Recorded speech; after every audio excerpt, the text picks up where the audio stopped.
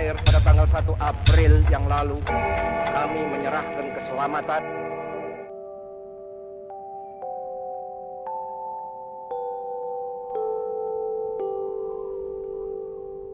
tanah air. Assalamualaikum warahmatullahi wabarakatuh. Halo, izin memperkenalkan diri, nama saya Alfriansa Agustina. Saya dari kelas 12 IPA 1 nomor absen 6. Di sini saya akan menjelaskan sedikit tentang lagu dari daerah di berbagai Nusantara. Selamat menonton. Pengertian dan mengenal lagu daerah di Nusantara. Lagu daerah atau musik daerah atau lagu kedaerahan adalah lagu atau musik yang berasal dari suatu daerah tertentu dan menjadi populer dinyanyikan baik oleh rakyat daerah tersebut maupun rakyat lainnya. Pada umumnya, pencipta lagu daerah ini tidak diketahui atau no-name. Ciri-ciri lagu daerah. Yang pertama, menceritakan tentang keadaan lingkungan ataupun budaya masyarakat setempat yang sangat dipengaruhi oleh adat istiadat setempat. Yang kedua, bersifat sederhana sehingga untuk mempelajari lagu daerah tidak dibutuhkan pengetahuan musik yang cukup, seperti membaca dan menulis not balok. Yang ketiga, jarang diketahui pengarangnya.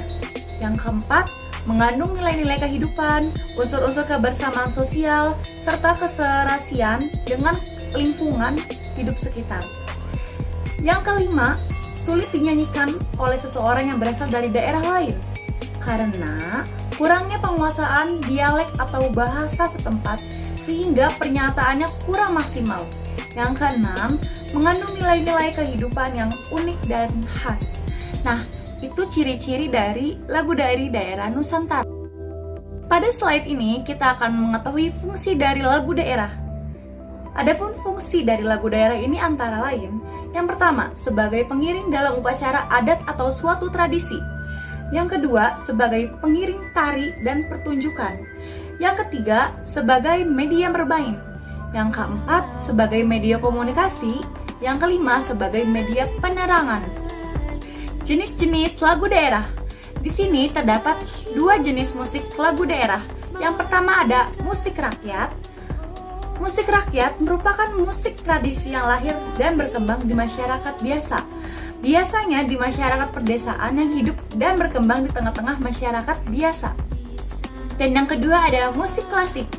Musik klasik adalah musik tradisi yang tumbuh dan berkembang di lingkungan kerajaan.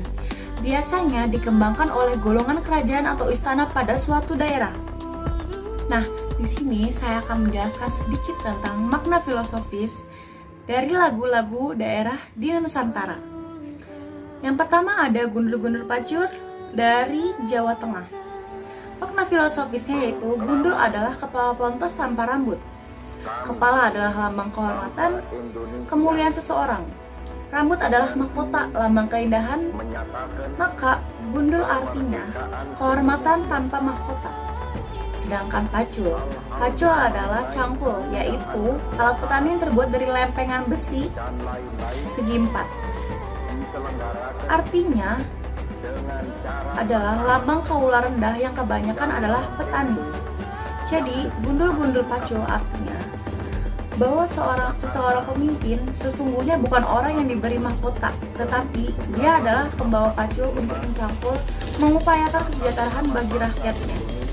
Nah, di lagu yang kedua ini sudah tidak asing lagi dong, yaitu Halo Halo Bandung yang berasal dari Bandung. Di sini, Halo Halo Bandung adalah suatu lagu perjuangan Indonesia ciptaan Ismail Marzuki yang menggambarkan semangat perjuangan rakyat kota Bandung dalam masa pasca kemerdekaan pada tahun 1946, khususnya dalam peristiwa Bandung Lautan Api yang terjadi pada tanggal 23 Maret 1946. Yang ketiga ada lagu Suara Jamu. Lagu Suara Jamu ini berasal dari Jawa Tengah. Lagu ini diciptakan oleh R.C. Harjo Subroto. Dalam lagu yang cukup singkat ini menjelaskan tentang seseorang atau beberapa kawan yang lama berpisah dan sekalinya bertemu malah membuat kecewa. Memang makna dalam lagu tersebut hanya pemisahan, namun pasti kita pernah mengalaminya. Yang terakhir ada lagu dari daerah Papua, yaitu Apuse.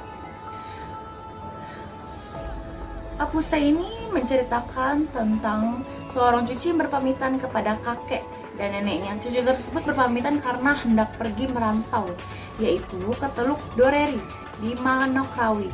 Memang Teluk Doreri sangat menjadi pelabuhan penting dengan bukti banyaknya kapal yang karam di dalamnya.